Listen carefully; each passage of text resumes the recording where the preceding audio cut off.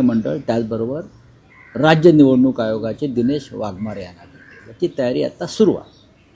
राऊत साहेब, आज शिष्टमंडळ राज्य निवडणूक आयोगाला भेटतं आहे आणि जे आयुक्त आहेत निवडणूक आयुक्त चोकलिंगम ज्यांच्यावर विशेष जबाबदारी आहे त्यांनाही तुम्ही त्यांची भेट घेत आहात. या शिष्टमंडळात उद्धव ठाकरे, शरद पवार, काँग्रेसचे हर्षवर्धन सपकाळ, बाळासाहेब थोरात वगैरे वगैरे आणि राज ठाकरे आहेत. हां, तुमच्या त्या वाक्यानुसार आणि राज ठाकरे आहे. तर नेमकं तुमचं म्हणणं काय आहे? आज निवडणूक आयोगाला तुम्ही तुमचं काय म्हणणं मांडणार? या देशातल्या निवडणुका सध्या गेल्या 10 वर्षापासून या देशातल्या निवडणुका आणि निवडणूक यंत्रणा म्हणजे फ्रॉड झालेलं आहे, फसवणूक झालेली आहे.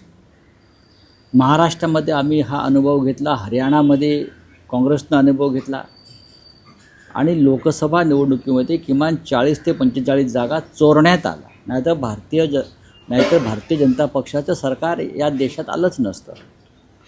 लोकसभा आणि विधानसभा निवडणुकीच्या दरम्यान किमान 45 लाख मतं जी वाढली त्याचा हिशोब आयोग द्यायला तयार नाही.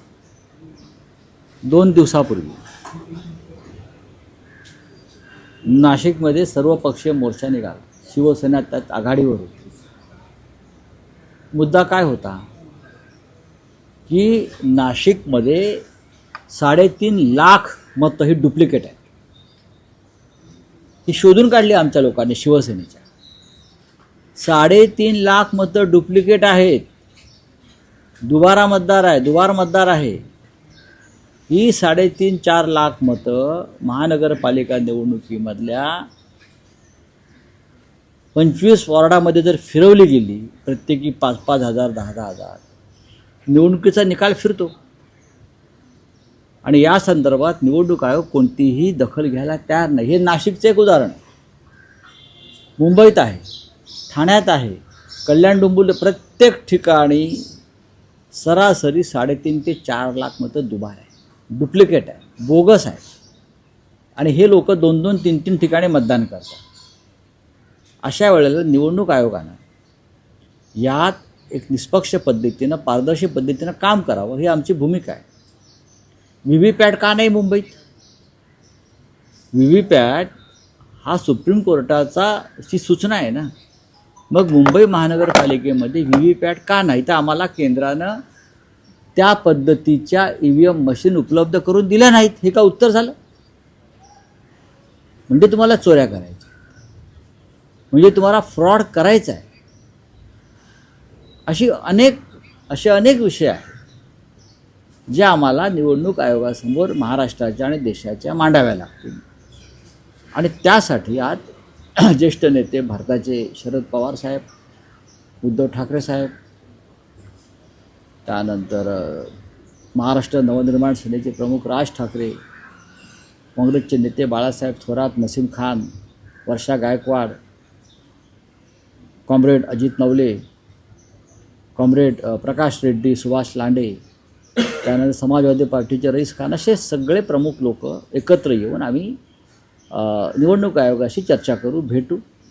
त्यांना आम्ही दाखवू की तुम्ही निवडणुकांचा कसा खेळ, आणि त्याला म्हणतो ना जोक, ही जोकरगिरी आहे निवडणूक आयोगाची. भारताच्या संविधानाने प्रत्येक नागरिकाला एका मताचा अधिकार दिलेला आहे, एक मत. तेच मत तुम्ही चोरणार असाल सामान्य माणसाचं, तर निवडणुकांवरती विश्वास कसा ठेवायचा? ही भूमिका आहे. मतं येतात कशी, वाढतात कशी, कोण यामागे पडद्यामागे हालचाली करते, काम करत आहे? इतकं बोगस मतदान या देशात यापूर्वी कधी झालं नव्हतं. महाराष्ट्राच्या विधानसभेत त्याचा फटका बसला, पण महापालिकेमध्ये आम्हाला जागरूक राहावं लागेल. राऊत साहेब, आजच्या शिष्टमंडळात बघितलं तर तसं तुम्ही म्हणता की थेट महाविकास आघाडी नाही, पण सगळे नेते हे महाविकास आघाडीचे आहेत. तुम्ही राज्याच्या मुख्यमंत्र्यांनाही आमंत्रित केलेलं आहे आणि राज ठाकरे सुद्धा आज या शिष्टमंडळात आहेत आणि त्यानंतरची पत्रकार परिषदेत त्या व्यासपीठावर या. असं म्हणता येईल का की राज ठाकरे यांचा महाविकास आघाडी? नाही, असं काही नाही आहे. हा सर्व आता आम्ही देवेंद्र फडणवीस यांना बोलवलं म्हणून ते का महाविकास आघाडीत सामील झाले का? फडणवीस येणार तर नाहीये, आम्ही निमंत्रित केलं. बरोबर. इतर जे 2 पक्ष आहेत त्यांच्याबरोबरचे त्यांना आम्ही निमंत्रित केलं नाही, कारण आम्ही त्यांना पक्ष मानतच नाही. त्या अमित शहाच्या कंपन्या आहेत. कुठले ते मिंद्यांचा पक्ष किंवा अजित पवारांचा, यांना आम्ही पक्ष मानतच नाही. त्यांना जरी निवडणूक आयोगानं बेकायदेशीर पद्धतीनं पक्ष म्हणून जरी त्यांना काही दिलं असलं तरी आमच्या दृष्टीने ते पक्षच नाही आहे, चोर आहेत ते. पण भारतीय जनता पक्षानं या देशातल्या निवडणूक किंवा राज्यातल्या निवडणुकीविषयी जे काही आक्षेप आहेत त्या संदर्भात सामील व्हायला हरकत नव्हती. पण शेवटी ते चोर आहेत. चोरांची चोरी जर पकडली जाणार असेल तर चोर येतील कसे? त्याच्यामुळे बहुतेक ते यायला तयार नाहीत. त्यांच्या पक्षात त्याच्यावर चर्चाही झाली. मी जे पत्र पाठवलं त्याच्यावर त्यांच्या पक्षात चर्चा झाली, हे मी तुम्हाला सांगतो.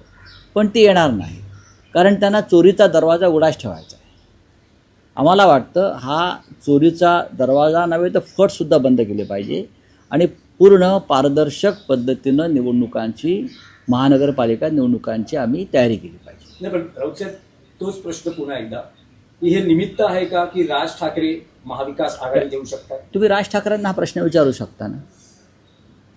आमचा संबंध शिष्टमंडळ नेण्यापुरता आहे आणि ते सगळ्यांसाठी खुलं आहे शिष्टमंडळ, कारण हा देशाच्या लोकशाहीचा संदर्भातला महत्त्वाचा विषय आहे. देशातली लोकशाही जर मजबूत करायची असेल तर निवडणुका या निष्पक्ष व्हायला पाहिजेत. या देशात विरोधी पक्षाचा आवाज ऐकला गेला पाहिजे. व्हेनेझुएलामध्ये बरं का, मारिया मचाडो या विरोधी पक्षाच्या नेत्यांना शांततेचा नोबेल पुरस्कार का मिळाला हे या देशातल्या संघवाद्यांनी आणि भाजपने समजून घेतलं पाहिजे. तिथेसुद्धा भारताप्रमाणे हुकुमशाही आहे आणि त्या हुकुमशाहीविरुद्ध मारिया मचाडो लढतायत लोकशाहीसाठी, स्वतंत्र निवडणुकांसाठी. भारतामध्ये आम्ही तेच करतो आहोत, महाराष्ट्रामध्ये आम्ही तेच करतो आहोत. मारिया मचाडो यांचा जर आदर्श ठेवला तर नोबेल समितीला भारतातल्या किमान 500 लोकांना नोबेल पुरस्कार द्यावे लागतील.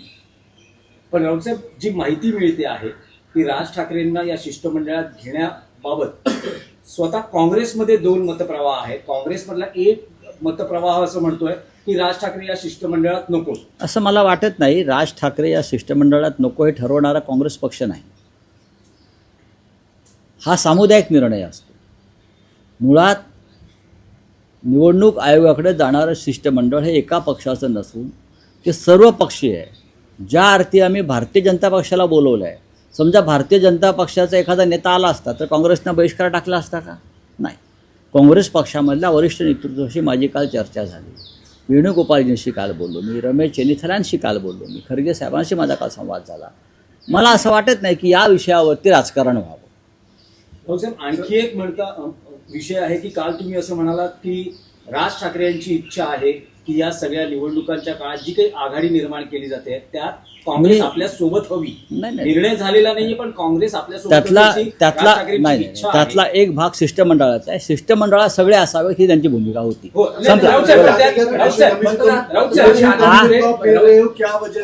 क्या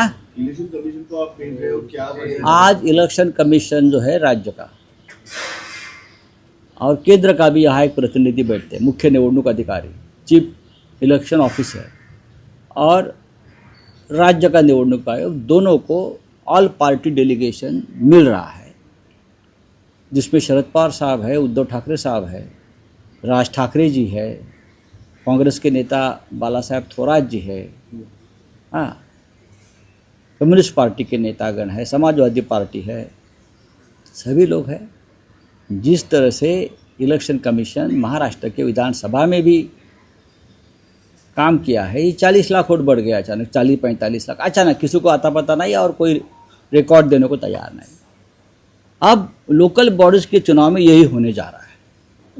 तो हमारे पास जो आंकड़े हैं, एविडेंस है, उस बारे में हम उनसे बातचीत करेंगे. वीवीपैट क्यों नहीं है?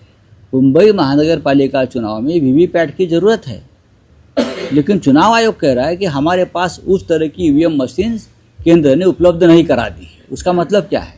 अब वापस चोरी और डकैती करेंगे यहाँ वोटों की? हम जाकर चुनाव आयोग से सवाल पूछेंगे. बड़े बड़े नेता हैं, अपनी बात रखेंगे. बाद में प्रेस कॉन्फ्रेंस होगी, वहाँ भी हमारी बातें रखेंगे. तो जो मुद्दा पूरे देश में है, जो मुद्दा बिहार में है, जो मुद्दा हरियाणा में हुआ चुनाव आयोग का और वोटर लिस्ट का गड़बड़ी का, वही मुद्दा महाराष्ट्र में है.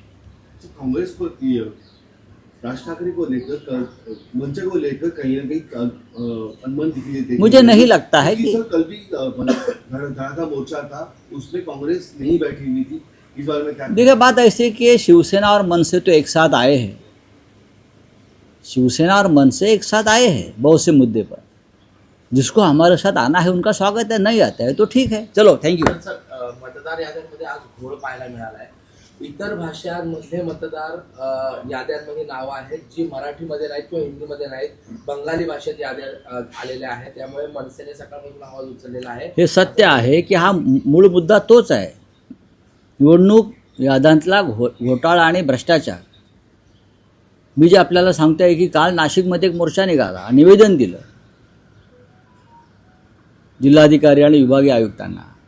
3.5 ते 4 लाख मतं ही दुबार किंवा डुप्लिकेट आहे, त्यांचा काय आतापत्ताच नाही. आणि हे लोक मतदान करणार महानगरपालिकेत आणि निवडणुकीचे निकाल बदलणार. कसं आहे पुढे